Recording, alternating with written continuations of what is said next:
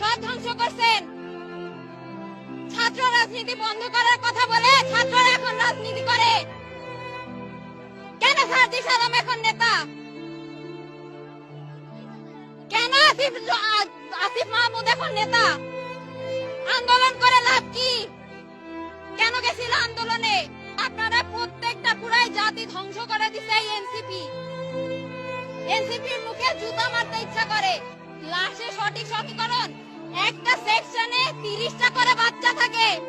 কতগুলো বাচ্চা মরছে? এগুলোর জবাব কে দিবে? ওদের বাবা মাকে কে দেখবে?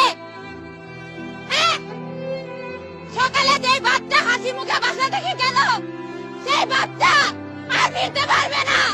যখন বাবা মা অপেক্ষা করবে আমার বাচ্চা বাসায় আসবে, তখন কল দিয়ে শুনবে তার বাচ্চা নাই।